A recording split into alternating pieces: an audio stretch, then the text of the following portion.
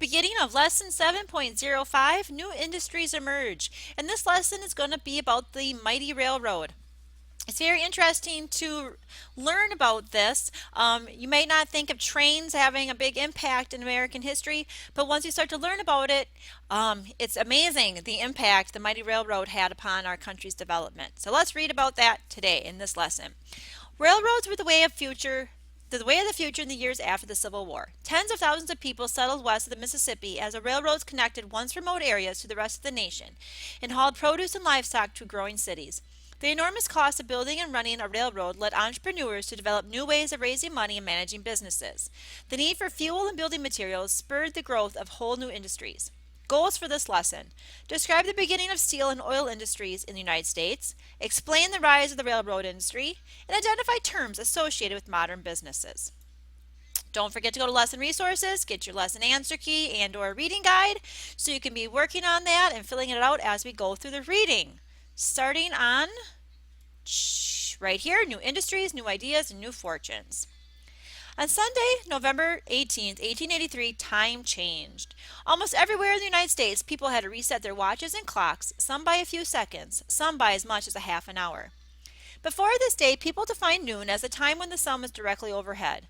But by that practice, noon in New York City was 11:55 a.m. in Philadelphia, 11:47 a.m. in Washington, and 12:21 p.m. in Bangor, Maine.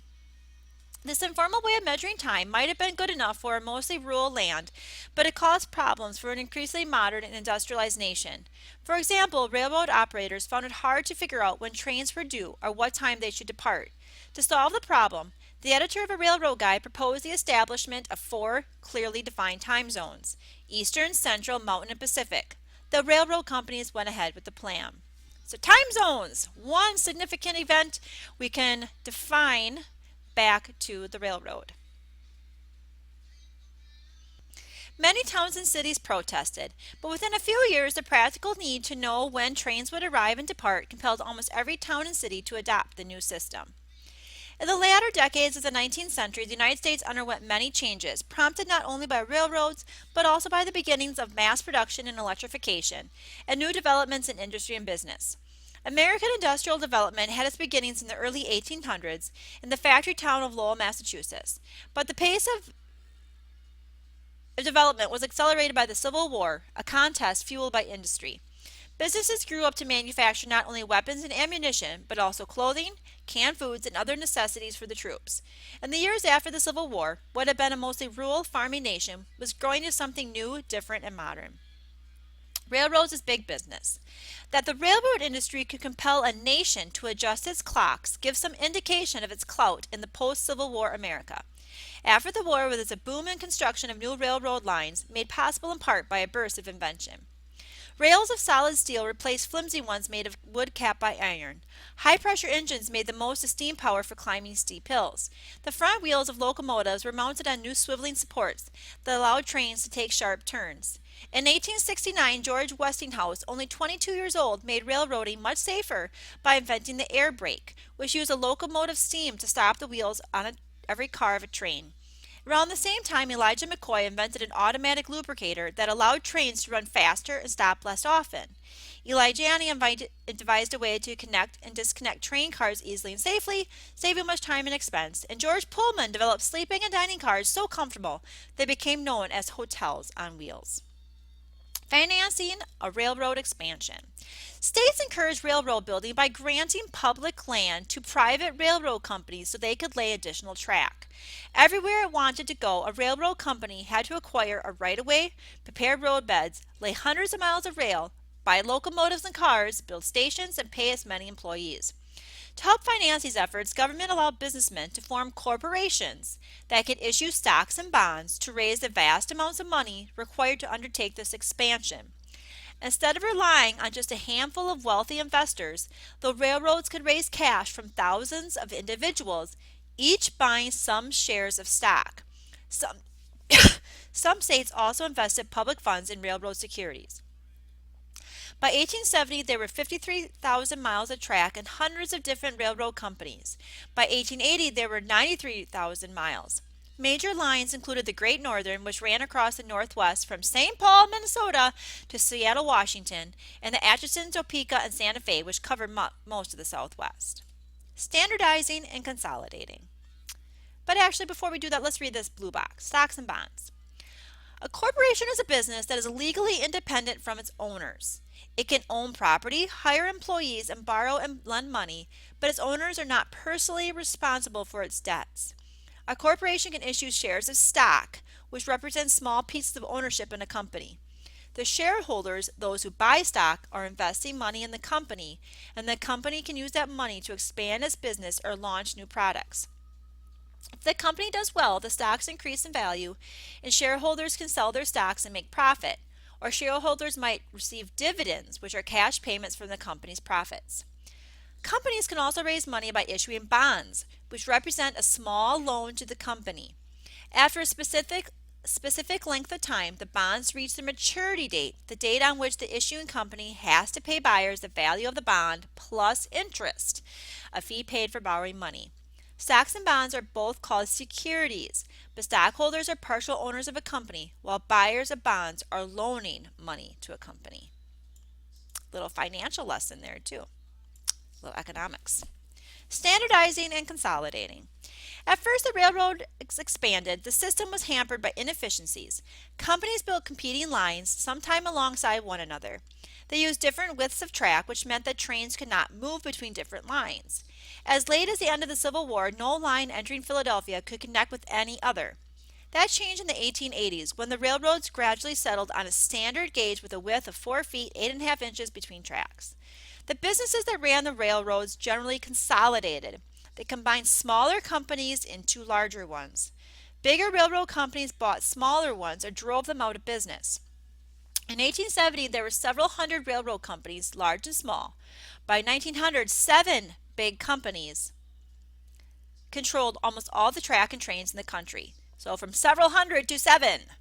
While this consolidation made for a much better organized national network of train lines, it also made for less competition and fewer constraints on the companies that remained. As the railroads consolidated, control fell on the hands of a few dynamic entrepreneurs. The oldest of these railroad barons, as they were sometimes called, was Cornelius Vanderbilt, born in Staten Island, New York in 1794. He started out piloting a ferry, as father had done before him, and then built a steamboat operation that was worth $11 million at the start of the Civil War. And $11 million today is a lot of money. Imagine how much $11 million was in 1861. Vanderbilt then began acquiring railroads, and by 1867 he controlled several of the biggest lines that ran in and out of New York City. When he died in 1877 at the age of 83, he was the richest man in America. So as you can see, there's money in the railroad business. Railroads transform a nation. Across the United States, more and more trains moved more and more products. Cattle for beef, lumber for building homes, personal and business mail, clothing and other items from new mail order companies that sprang up in the 1880s, all these were distributed by rail. From 1865 to 1900, the cost of shipping freight decreased, which helped keep down prices for other goods. Trains moved people as well. As the network of railroads extended west, so did the population. Trains carried thousands of homesteaders to the Great Plains. These western settlers used the transcontinental railroad system to sell their goods on the national market. Cattle raised in the west, for example, could be shipped east to be slaughtered and turned into food. Timber from the east could be shipped west to build houses. Cities that lay on the crossroads of the railroad grid became equally prosperous. Chicago, born as a western town in 1833, less than 30 years before the Civil War, grew quickly as a transportation hub for railroads and for a canal connection to the Great Lakes to the Mississippi. The city's population increased from a little more than 4,000 people in 1837 to roughly 330,000 in 1870. Trains took cattle from western ranches to the Union stockyards, the Chicago slaughterhouses. The beef then traveled in refrigerated cars from Chicago to towns across the country. The city grew to become the urban heart of the rising Midwest. In 1916, the poet Carl Sandburg described Chicago as a player with railroads and the nation's freight handler. The growth of railroads spurred the growth of other industries, including lumber used for railroad ties and coal used to power steam engines. When the railroads started using steel tracks, the steel industry boomed. The railroads opened the country to settlement, spurred the growth of related industries, and energized a growing national economy. The railroads helped make the United States united as never before. Okay, Ward and Sears selling to millions. In the United States in the late 19th century, many people still lived on farms outside the crowded cities. Many of these farmers had extra cash to spend because modern machinery had helped make their farms productive and profitable. In the big cities, new department stores catered to middle-class consumers, but in rural areas, farm families relied on traveling salesmen and peddlers for their purchases. They paid high prices and often had little variety to choose from. Montgomery Ward, who worked as a salesman in a general store and then as a traveling salesman, recognized the needs of rural consumers. He understood that improvements in transportation and communication, including railroads and the postal service, would allow farmers and other rural people the opportunity to shop by mail. In 1872, he issued his first mail order catalog, a single sheet listing about 150 items for sale. His business grew quickly. By the 1880s, his catalog had expanded to more than 500 pages, offering more than 20,000 items: clothing, jewelry, silverware, toys, medicines, musical instruments, tools, and much more. Ward soon faced a competitor in the mail order business, Richard Warren Sears. Sears had a genius for writing and designing catalogs and for sensing what the masses wanted. In 1887, Sears took on a business partner, Alva Curtis Roebuck. By that time, the U.S. rail and postal networks were so well developed that almost anything could be shipped almost anywhere. Sears and Roebuck turned their catalog into a nationwide mail order business that gave rural families the chance to buy the same goods as city folks. The Sears-Roebuck catalog was often called the nation's wish book. As the catalog grew year after year, it revealed the strong and growing appetite of the middle class, which was hungry to buy an amazing assortment of products by mail, from books to stoves to bicycles. By 1900, Sears surpassed Ward in sales. Other mail-order catalog companies sprang up, giving remote farm families access to a wide variety of consumer goods and a glimpse of the luxuries once only available in the cities. And today, what can we compare the Sears and Roebuck's catalog to? You can compare it to anything that online, Amazon, any other place where you buy goods, a huge variety of goods online. It's a great comparison to the mail order catalogs of the late 1800s. Captains of industry. In the late 19th century America, railroads were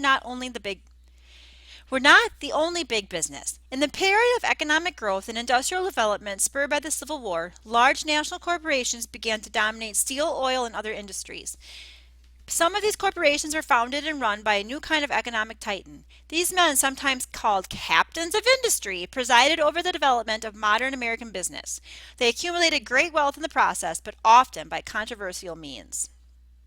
Carnegie and Steel. The railroads increased the demand for certain natural resources, in particular timber, coal, and iron ore, and spurred the growth of industries providing these resources.